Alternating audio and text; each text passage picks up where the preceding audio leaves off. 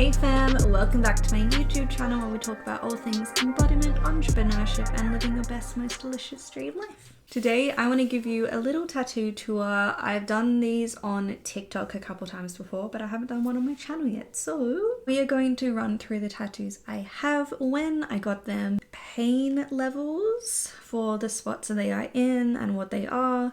And some of them I like, some of them I don't like, so you can get to know all the bits and bobs. Alright, here we go. So, first things first, these two are probably the most obvious because they're on my face. I get a lot of questions about them. I get a lot of people like staring and they kind of like look like they're staring at me but like not staring at me, so it's a little bit annoying sometimes. This one is pretty fresh. It's just a little rose and it's not that faded, it's just because I'm wearing makeup. I got that from a friend for free because I was working with him for a while at the beginning of this year. So this one kind of goes all the way down there if you can see. It's one of my faves. It was basically to represent me not giving a about what other people think. Stepping into my truth, my power, which is like your voice and like this area. And I got it maybe 3 years ago, 4 years ago, something like that. Also by a friend, but I did pay for it. It was actually very difficult to get because when your face is straight, it kind of sits a certain way, which is the same for everyone. Like this area sits a certain way. And when you smile, it kind of, things shift. Things don't like go up all the same way. So looks like that when it's straight. And when I smile, kind of goes like this way.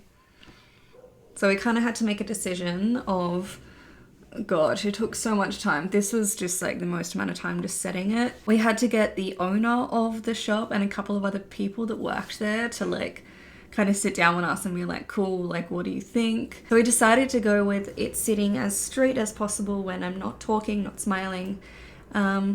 Which is hard because I also do weird things with my neck and stuff because my back is a little bit fucked. But yes, that is those. Hands, the next most obvious.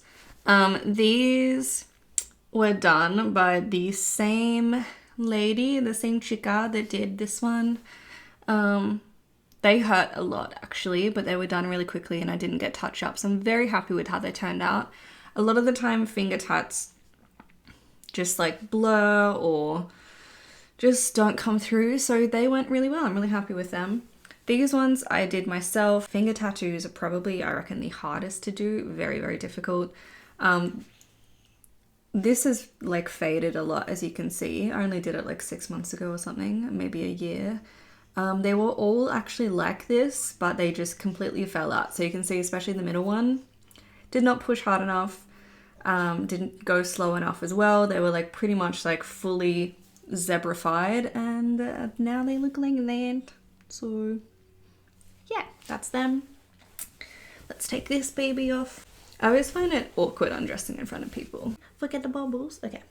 This is my torso and arms. Let's go from this arm. This is my left arm.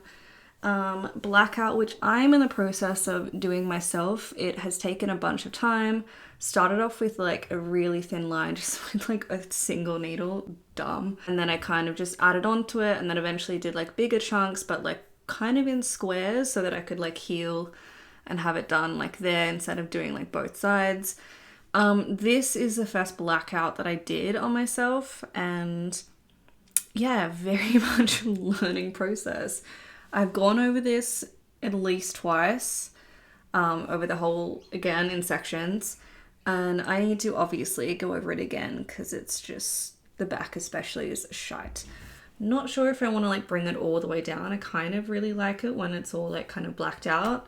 But at the moment I want to leave the space just in case I want to get some nice like piece there. This baby I've had for a long time.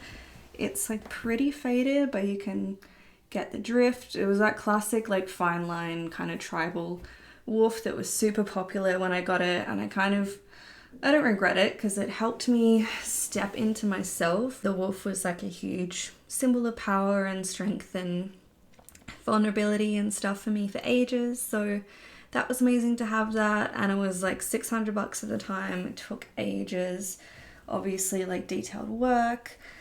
But yeah, I think I might get her covered over eventually because I'm kind of changing from that.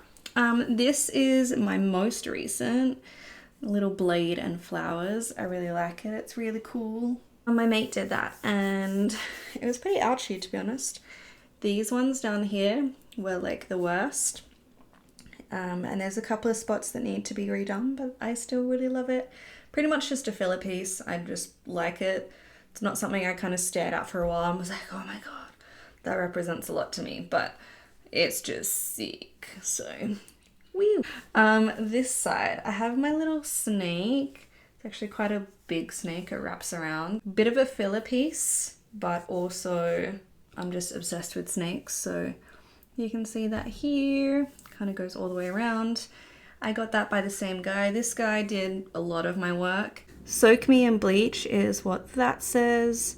And that is a quote from Amity Affliction, and it's one of my favorite songs in the entire world. Represents a lot to me about mental health and my struggles. Symbol, because your girl was a little hippie. My skull, she is absolutely beautiful. I'm literally obsessed with this piece, and I wish I could get just like that everywhere, but obviously I don't want to get the same thing. My friend that did this and these guys also did that one. These ones are also by the guy that did this, my snake, my Soak Me in Bleach, and some stuff on my tummy, which I will show you in a second.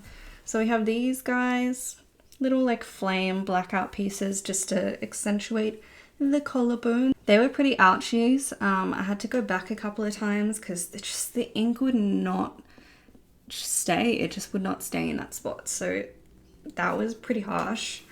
I have snake.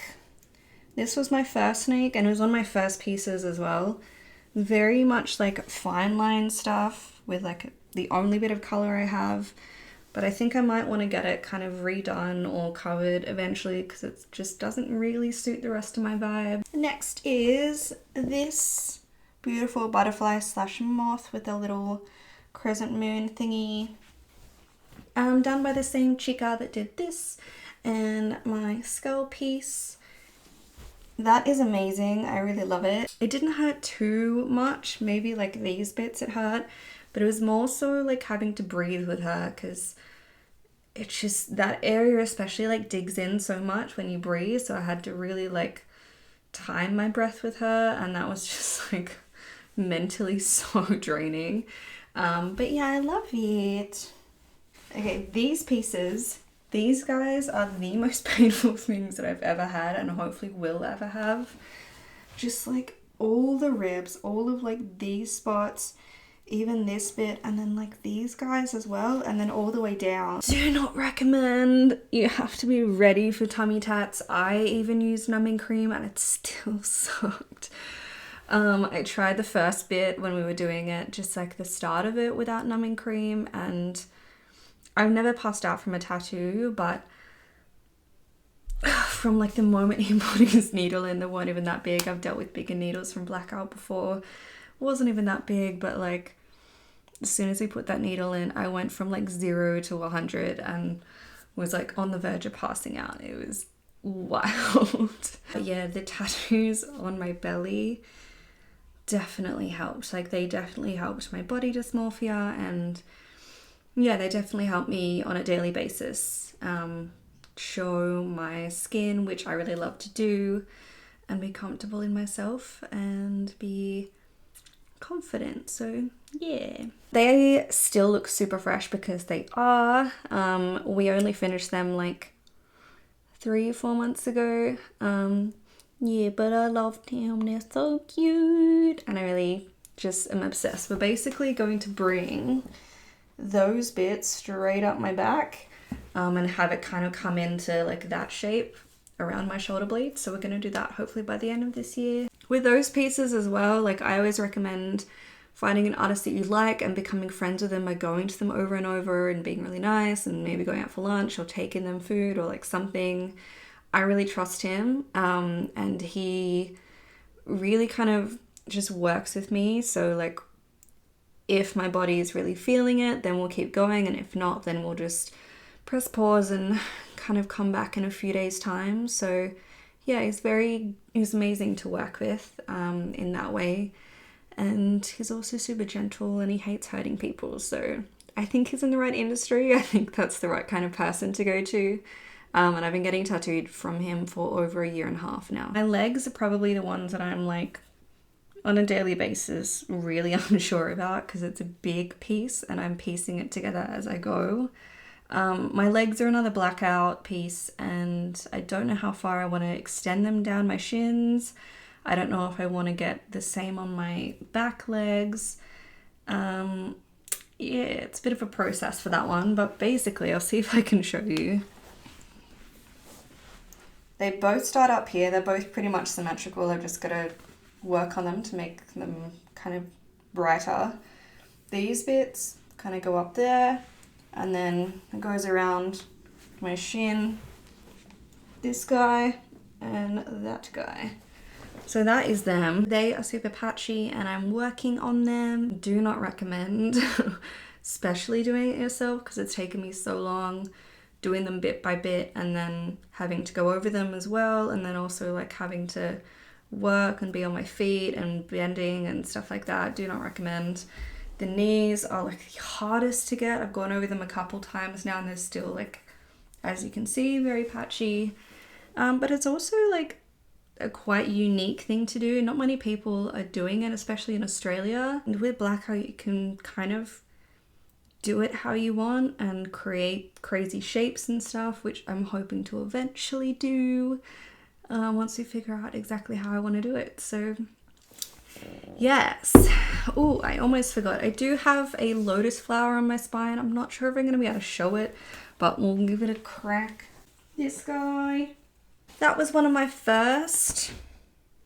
Oh yeah, and this guy was actually my first. So this is a love heart with a couple of music notes, bass clef and a treble clef, because I was a musician and I went to uni and I was like, meh, first tattoo, let's go. When I went in, he was like, I don't think you want it this big. And I was like, yeah, I do. And he was like, you're gonna regret this. I do not regret it. I love black work and I love big work. So luckily that was very much called for. I also have this guy. This was also one of the most painful. He had to do it in like particular dots because he hadn't really done it before, and that's how it's healed, and it hasn't really faded at all. But again, I'm gonna get it covered up because it's just kind of like a random symbol that people think is a Harry Potter symbol. I'm not mad about, but it's not what it represents to me. And it's not why I got it. I got it because I went through this crazy spiritual experience, and this symbol represents different parts of that experience to me, all the different pieces. So that's that one. I think that's all of them. It's quite a few. I haven't really counted, but I guess especially because my black work, it takes up a lot of space. And I have my neck planned, I have my back planned, I have my butt planned. That is the next one. Some big peonies, which will be super nice. Honestly, I have most of my body planned. It's just about taking the time off work and feeling the call to get those particular pieces done at that time. And also, of course, the money. A few grand worth of work already and lots to go. But yeah, that is my tattoo journey. If you have any questions, comment below or message me on Instagram. Okay. I love you, babes. Bye.